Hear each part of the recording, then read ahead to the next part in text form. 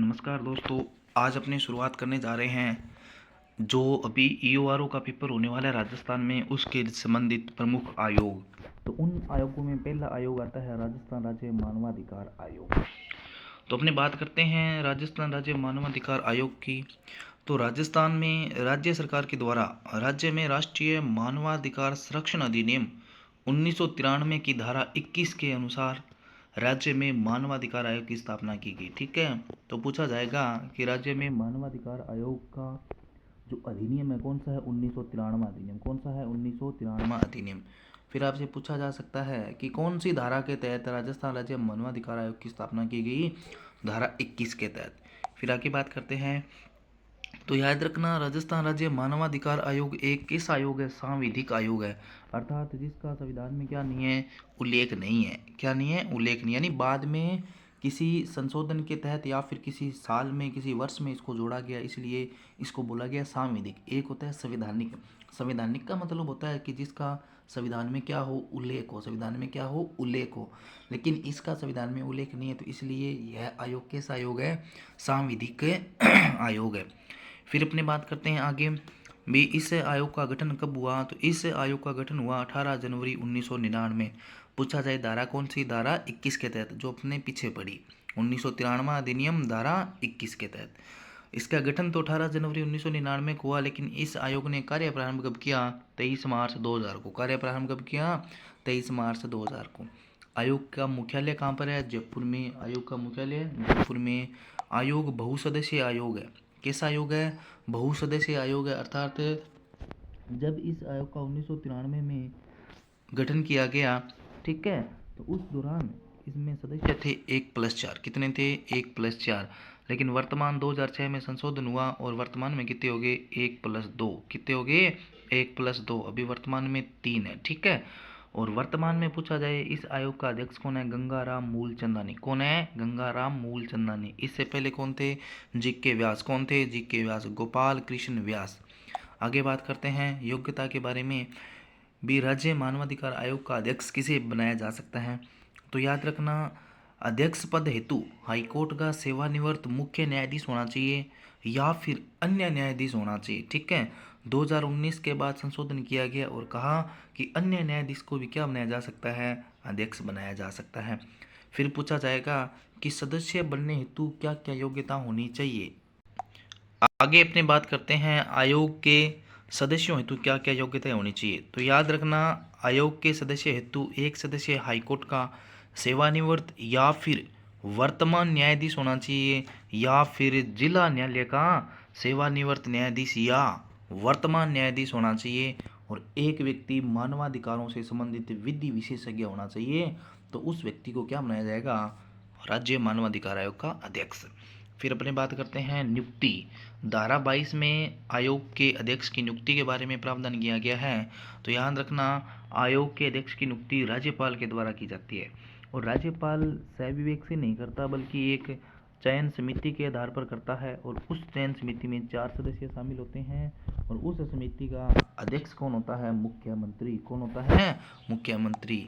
ठीक है, अब बात करते हैं कि इस चयन समिति में कौन कौन सदस्य शामिल होते हैं।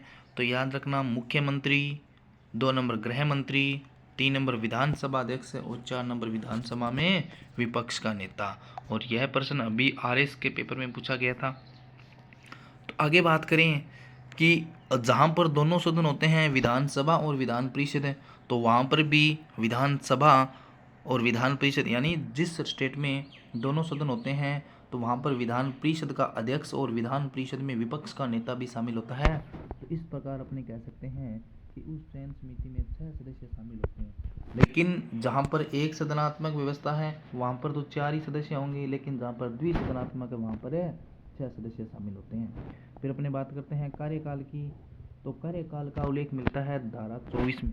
धारा 24 में तो कार्यकाल कितना होता है? 3 वर्ष या 70 वर्ष की आयु, जो भी पहले हो, यानी 3 वर्ष या 70 वर्ष की आयु जो भी पहले हो। 2019 से पहले 5 70 था, लेकिन 2019 में अमेंडमेंट किया और 3 70 किया गया। ठीक है, और देखो, और अपने आगे बात करते हैं कि 2019 में संशोधन के बाद अध्यक्ष व सदस्य पुनः नियुक्त किए जा सकते हैं, यानी पुनः नियुक्ति का पात्र होगा। 2019 के बाद संशोधन किया गया, कहा गया अध्यक्ष व सदस्य पुनः नियुक्ति का पात्र होगा। फिर अपने बात करते हैं त्याग पत्र की। तो याद रखना, आयोग का अध्यक्ष व सदस्य अपना त्याग पत्र किसे देते हैं? राज्यपाल को देते हैं। याद रखना, किसे देते हैं? राज्यपाल को। और नियुक्ति भी कौन करता है? राज्यपाल करता है, एक चयन समिति की सिफारिश पर, जिसमें 4 सदस्य शामिल होते हैं। जहाँ पर विधान परिषद होती है, उस सदन में विधान परिषद, और विधान परिषद में विपक्ष का नेता भी शामिल होता है। फिर अपने आगे बात करते हैं आयोग के सदस्यों को हटाने की प्रक्रिया, अर्थात अध्यक्ष व सदस्यों को हटाने की प्रक्रिया के बारे में। और इनकी धारा का उल्लेख मिलता है धारा 24 में। कौन सी धारा में? धारा 23 में। कहाँ पर उल्लेख मिलता है? आगे बात करें, राज्य मानवाधिकार आयोग के अध्यक्ष व सदस्यों को राष्ट्रपति हटाता है, लेकिन नियुक्त कौन करता है? राज्यपाल करेगा। हटाएगा कौन? राष्ट्रपति, सुप्रीम कोर्ट की जांच के बाद। ठीक है, तो हटाने के लिए कुछ तो कारण होगा। तो कारण 1 नंबर है कदाचार, 2 नंबर असमर्थता, 3 नंबर दिवालिया घोषित होने पर, 4 नंबर चित्त विकृत होने पर, और 5 नंबर अगर वह अध्यक्ष पर रहते हुए कोई अन्य लाभ का पद धारण कर लेता है तब उसको हटाया जाएगा। फिर अध्यक्ष पद के लिए सेवा शर्तों का निर्धारण किया गया धारा 25 में। तो याद रखना, आयोग के अध्यक्ष व अन्य सदस्यों के वेतन भत्तों एवं अन्य सेवा शर्तों का निर्धारण कौन करती है? राज्य सरकार करती है। कौन करती है? राज्य सरकार के द्वारा आयोग के अन्य सेवा शर्तों का निर्धारण किया जाएगा, याद रखना।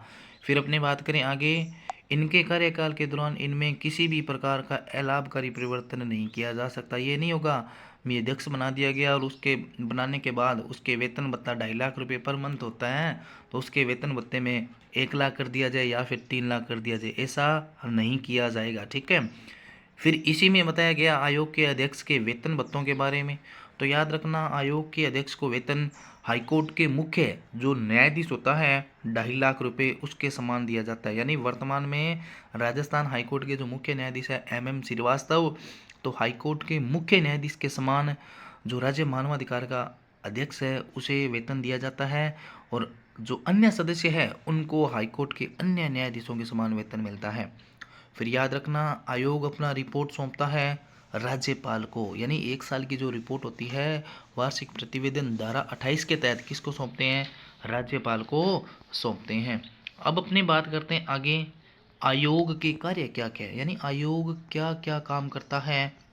तो याद रखना, आयोग के कार्य है मानवाधिकारों को संरक्षण प्रदान करना, यानी मानव के जो अधिकार है उनका उल्लंघन हो जाए तो उनसे संबंधित क्या क्या बातें हैं, क्या क्या उनसे रक्षा की जानी चाहिए, उनके बारे में बताया गया है। तो 1 नंबर क्या है? मानवाधिकारों को संरक्षण में प्रोत्साहन करना। 2 नंबर, मानवाधिकारों संबंधित कोई उल्लंघन होता है तो उनके मामलों की जांच करना। समय समय पर जेलों का निरीक्षण करना। ये याद रखना, ये इंपॉर्टेंट कोटेशन है कि समय समय पर जेलों का निरीक्षण कौन करता है? तो राज्य मानवाधिकार आयोग जांच करता है। ठीक है, भी वहाँ पर जेल में जो कैदी रह रहे हैं कि उनके साथ जो उनके जो मानव के अधिकार हैं, उनके जो अधिकार है क्या उनका उल्लंघन हुआ है या नहीं हुआ, उनकी जांच करता है। इसीलिए तो समय समय पर जेलों का निरीक्षण भी आयोग करता है। फिर देखो आगे बात करें, भी हिरासत में लिए गए व्यक्ति की मौत हो जाए या फिर मुठभेड़ के दौरान, ठीक है, तो उनकी जांच भी करता है। महिला, अनुसूचित जाति, अनुसूचित जनजाति के साथ किसी भी प्रकार का भेदभाव होता है तो उसकी जांच करता है। दहेज हत्या, बाल विवाह, घरेलू हिंसा आदि समाज में जितनी बुराइयां हैं उनकी जांच करता है।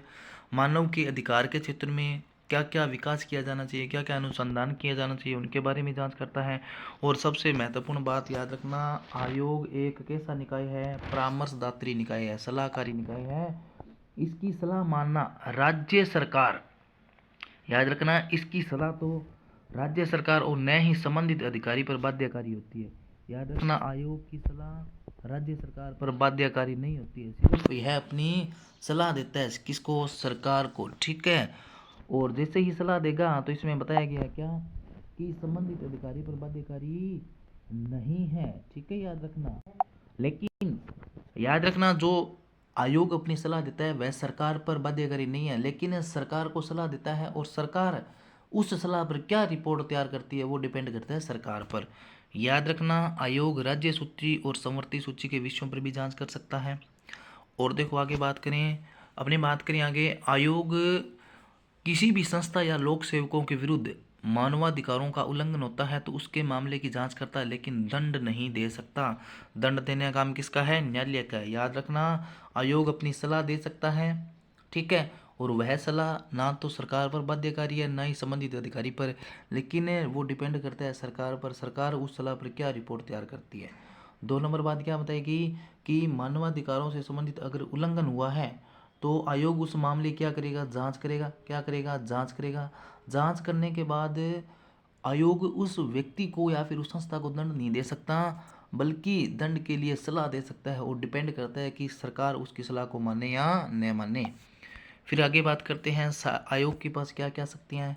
आयोग के पास मामले जांच करने की सिविल कोर्ट की शक्तियाँ प्राप्त है, यानी सिविल न्यायालय की शक्तियाँ प्राप्त है। अर्थात क्या कर सकता है आयोग? आयोग लोगों को नोटिस जारी कर सकता है, सम्मन जारी करेगा, सरकारी दस्तावेज प्रस्तुत करने की, लोगों को शपथ पत्र जमा कराने का, दस्तावेज की खोजबीन, ठीक है, यानी खोज की जो प्राप्ति होती है, जो आदेश दिया जाता है, एक प्रति होती है, उसको जारी करने का। देखो आगे बताया गया है कि यदि आयोग के आदेशों को न माना तो न्यायालय के तहत कार्यवाही की जाए। किसके तहत की जाएगी? इसमें बताया गया है कि यदि आयोग के आदेशों को न माना जाए तो वह एक न्यायालय की अवमानना माना जाएगा। अवमानना, अवमानना मतलब न्यायालय की, मतलब न्यायालय की गरिमा को ठेस पहुंचे है, तो न्यायालय की अवमानना के तहत कार्यवाही की जाएगी, ठीक है। आगे चलते हैं, आगे बात करते हैं अपने, बहुत ही इंपॉर्टेंट बात है राज्य मानवाधिकार आयोग के अध्यक्ष के बारे में। किसके बारे में? अध्यक्ष के बारे में। तो याद रखना, राजस्थान राज्य मानवाधिकार आयोग का पहला अध्यक्ष कौन बना? जस्टिस कांता कुमारी भटनागर, 23 मार्च 2000 से लेकर 18 अगस्त 2000 तक। दूसरा कौन था? जस्टिस सैयद सगीर अहमद। तीसरा नगेंद्र कुमार जैन। चौथा प्रकाश टाटिया। पांचवा जस्टिस गोपाल जी के व्यास, और वर्तमान में छठा कौन है? गंगाराम मूलचंदानी।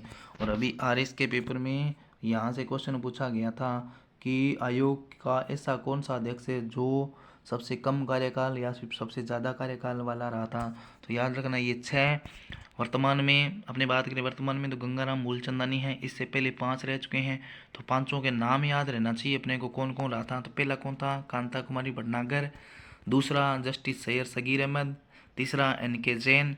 4 नंबर प्रकाश टाटिया। 5 नंबर जी के व्यास। 6 नंबर गंगाराम मूल चंदानी, ठीक है। ये ट्रिक है थोड़ी सी याद करने की, याद कर लेना।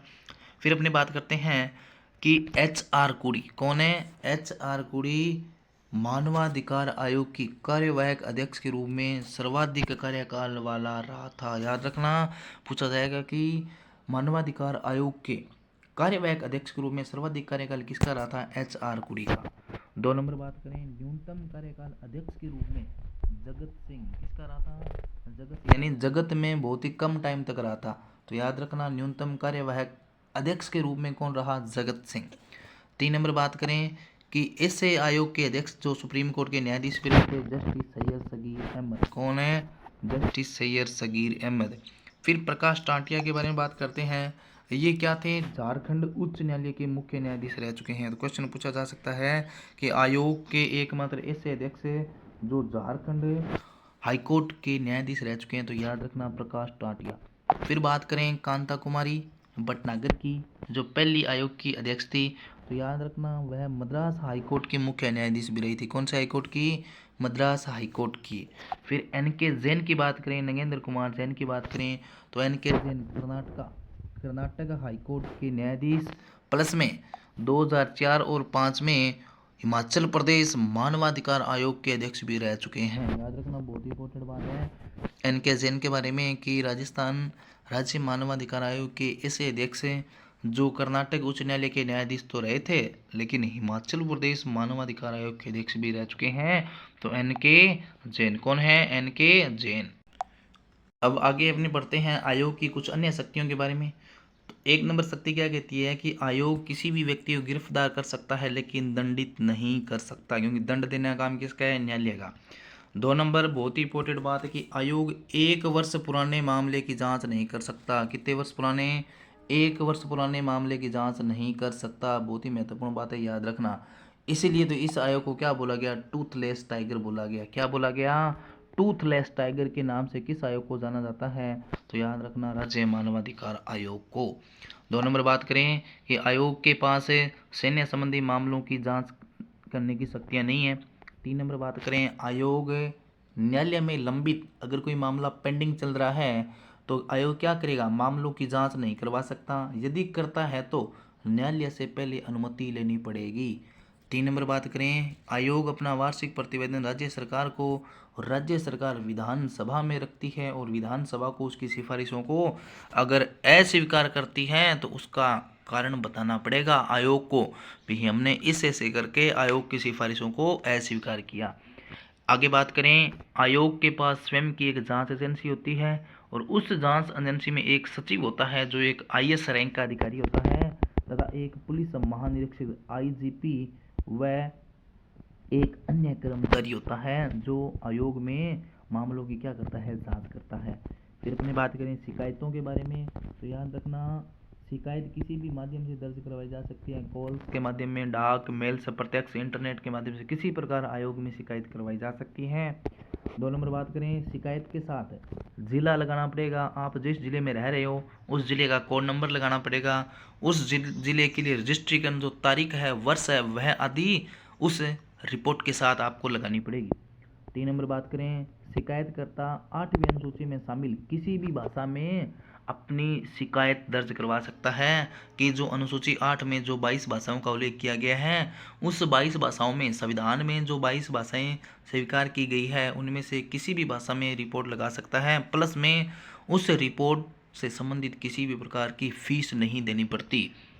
आगे बात करें, शिकायत 7 दिन के अंदर अंदर आयोग के समक्ष रखी जाएगी, और याद रखना पीड़ित व्यक्ति अंतरिम सहायता हेतु राज्य सरकार से सिफारिश कर सकता है। यानी अगर पीड़ित व्यक्ति को लगा भी हाँ आयोग ने मेरी सिफारिशों को, मेरी रिपोर्ट को नहीं सुना, तो वह व्यक्ति अंतिम तौर पर शिकायत किसको लगाएगा, राज्य सरकार को लगाएगा। फिर अपने आगे बात करते हैं, मेन पॉइंट लास्ट में बात करते हैं।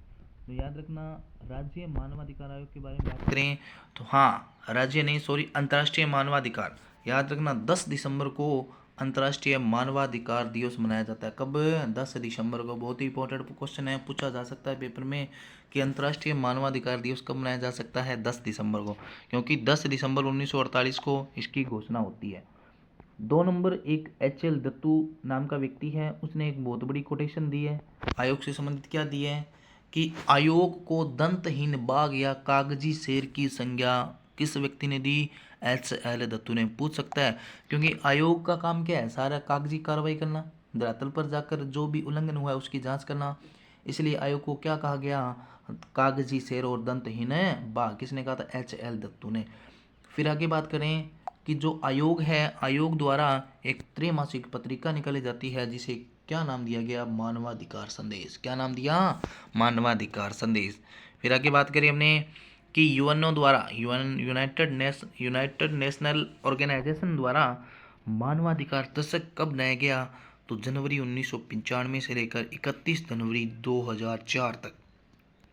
आगे बात करें कि राष्ट्रीय मानवाधिकार अधिनियम 1993 जब बना तो इसमें कुल 8 अध्याय थे और 43 भाग थे। कितने थे, 8 अध्याय और 43 भाग थे। राष्ट्रीय मानवाधिकार आयोग का गठन 10 अक्टूबर 1993 में हुआ और जिसका पूछा जाए कि हेडक्वार्टर कहाँ है, नई दिल्ली में, मुख्यालय कहाँ है, नई दिल्ली में। और राष्ट्रीय मानवाधिकार आयोग के प्रथम अध्यक्ष कौन थे, रंगनाथ मिश्रा, जबकि राज्य मानवाधिकार आयोग के कांता कुमारी भटनागर। राजस्थान राज्य मानवाधिकार आयोग प्रक्रिया विनियम कब बनाए गए, तो याद रखना 19 जनवरी 2001 को राजस्थान में जब राज्य मानवाधिकार आयोग बना उससे संबंधित क्या क्या नियम होंगे, क्या क्या प्रक्रिया होगी, तो उनके बारे में नियम कब बनाए गए, 19 जनवरी 2001 को बनाए गए। और यहाँ पर अपना टॉपिक होता है कंप्लीट, राज्य मानवाधिकार आयोग। कल शुरुआत करेंगे कोई अगला नया टॉपिक। ठीक है दोस्तों, बाय।